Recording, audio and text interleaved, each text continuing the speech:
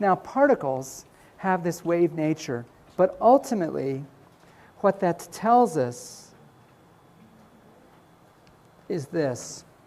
And I need a volunteer to help me out with something. I'm going to call a person from the physics theater box, and then we're going to play a game of catch. Okay, so first off, I don't want you to come a little bit closer, come like in front of the chair. We're going to play particle in a box. So we're a one-dimensional box, and here's the particle. And the particle can go back and forth inside the box, but it can't go beyond you and it can't get past me because we're both incredible fielders. And I'm not letting that ball get past me. You're not letting it get past you. But the ball stays between us, but it can go faster. You could throw it harder. Oh, yeah, and you're being gentle on me, and I really appreciate that. But I can throw it a little faster. You can throw it faster, or we can throw it slower. The energy that the ball has, it can go as fast or as slow as we would like it to. But if instead of trying to trap a particle inside a box, we say, oh, particles have a wave nature. Now we're going to do wave in a box. Go ahead and grab the slinky off the podium there. And we're going to do the same thing with the slinky. And I want you to just hold still. I'll hold still. We're going to trap a wave basically inside the box that consists of this space between us. Oh, yeah, and holding the slinky right about there is probably about right. So if I shake a wave towards you, it's going to bounce and it's going to go back. And if I try to trap a wave, what I'll find is I can trap a wave that looks like this. It's a so-called standing wave. Or I can trap this wave. Or I could trap, was that like 3? I'm looking at an edge on, it's hard to see. Or I can trap, I was trying to do 2. Let's see. Can I do 2? Oh yeah, there's 2. So I can do 2, I can do 3, but there's not any arbitrary wave. Like if you try to do a wave that's 2.5, go ahead. That's 2. I don't know what that is. That's 2 again. I mean, you can't. And ultimately, it's an exercise in frustration, which is why I made you do it rather than doing it myself. So thank you very much. Let's have a hand for Caitlin. Here's the thing. If you trap a particle inside if you trap it and force it to exist in a certain region of state, because it's got a wave nature, you force the states that it can be in to be quantized. It can only exist at certain possible energy states.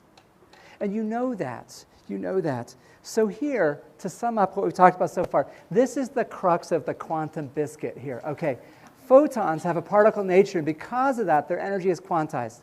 What we mean is this. Photons only come with their energy in chunks of a certain size. Each photon has a certain amount of energy.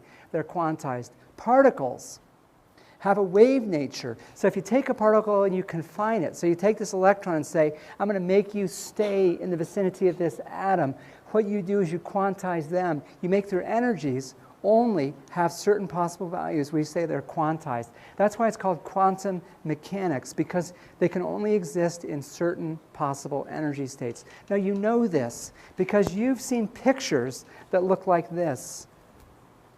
Energy level diagrams, okay? If you have a particle in a box, like you have a particle, and you force it to exist along a line between 2 fixed barriers, here's the only possible energy states that you can have for it. If I have a box that's 0.1 nanometers long, I can have these possible energy states, 10 electron volts, 40, 90, 160. That's it. I can't have other states. And so as a consequence, if the electron is going to change its state, it's going to speed up, it's going to slow down, it can only go from one state to another state, and it can only have certain possible transitions. Each transition, as you know, corresponds to the emission or the absorption of a photon. And so you only see certain possible emissions, only certain possible absorptions. For instance, if I look at this energy level diagram here, if I have a particle, an electron, and these are the possible energy states that it can be in, it can only jump from one state to another. Every time it jumps from one state to another, it will emit or absorb a photon. What's the biggest possible photon energy that could be emitted by an electron in this system? Oh, I'm hearing 6, but I heard some 7s out there. What's the highest possible energy state the electron can be in? 7. What's the lowest it can go? 1. So what's the biggest difference? 6. 6 electron volts is the biggest possible energy photon it could emit. What's the smallest energy? 1. Because it could go from 4 electron volts down to 3. Okay? But there's only certain possible values that can be emitted. Now you know that. You know that. And you've seen that. But I want to do a quantitative calculation for this. If you need to make really bright colors, the way you do it is you make a dye that only absorbs certain colors of light but not others. Okay? And then white light comes in, some colors are absorbed, all the others are reflected. And you can get the brightest colors that way. And so if you want to make a dye that does this, you can build a dye this way. This is a long chain of carbons and hydrogens, and I have these rings at the end. And electrons are shared amongst the carbons in a bond, okay? So an electron can be shared among these carbons along this chain, but when it gets to the ring at the end, it can't penetrate the ring because there's things other than carbons. There's nitrogens and sulfurs here. So if an electron is somewhere in these carbon atoms, it can go back and forth along the chain like this, but it can't go beyond the end of the chain. And so what it looks like is a particle in a one-dimensional box. It looks just like the system that Caitlin and I worked out here. Electron can exist anywhere along this line, but nowhere else. So as a consequence, its energy states, the possible energies that it can have, are quantized. It can only be in certain possible energy states. So if we ask this question, what is the longest wavelength of visible light this molecule can absorb? To solve that problem, we have to do a couple of elements in a calculation. And here's the first one. This looks like an electron which is trapped in a box of length 0.85 nanometers. And what that means is because I've constrained it to exist in a certain region of space, only certain possible energy levels are open to it. Okay? And so we're going to write down the energy level diagram. N equals 1 is our ground state. That's the lowest state. N equals 2 is the next highest state. N equals 3. Let's do those three states. The energy of the nth state looks like this. It's a whole bunch of constants times n squared. And you can look up and see what that formula corresponds to in your textbook. But it's a bunch of stuff. It's the length of the box, it's the mass of the electron, other physical constants. If I put those values in and I change them into electron volts, I get this. It's 0.52 electron volts multiplied by n squared. So what's the energy of this level? N equals 1. 1 squared is equal to 1. So the energy of the lowest level, E1, 1 times 0.52 electron volts. So it's 0.52 electron volts. That's the level. That's its energy. How about n equals 2? 2 squared, 4. Multiply 4 by 0.52 electron volts. 2.08 electron volts. This state, n equals 3. 3 squared, 9. 9 times 0.52, 4.68 electron volts. Those are the first three states. Now let's look at transitions that are possible. I could have an electron in state 2. Oh, actually, sorry. We're asked, what's the longest wavelength of visible light this molecule could absorb? Well, I could have an electron in state 1 and it would go up to state 2.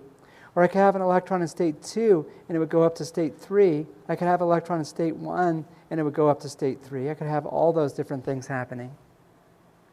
I can have other states too. But let's go ahead and take a look at them. Let's look at this one.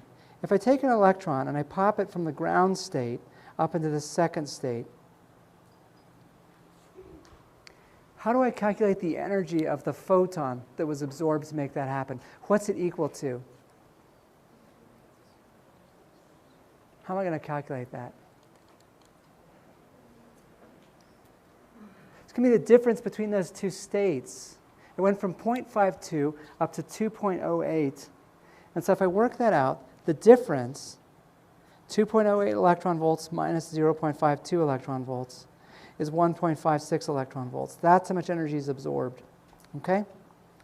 Then if I take that and calculate the wavelength, it's this. Wavelength is equal to 1240 divided by the energy of the photon, 794 nanometers. What part of the spectrum is 794? Is that visible? Just beyond. Close. It's like in the infrared. That's in the infrared. So it's going to absorb infrared, which will be cool. But we're not asked that. We're asked for visible light. How if we took the transition from state 2 up to state 3? Let's take a look at that one. How do I calculate the energy? This one minus that one, so 4.68 minus 2.08, which is 2.6 electron volts. Wavelength, 1240 divided by the energy of the photon, and so I end up with 480 nanometers. Okay?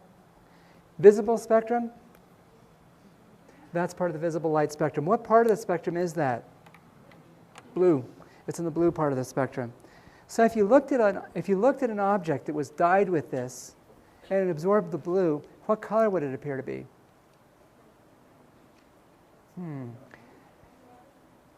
It's going to be yellow. It'll be yellow because the spectrum is like red plus green plus blue.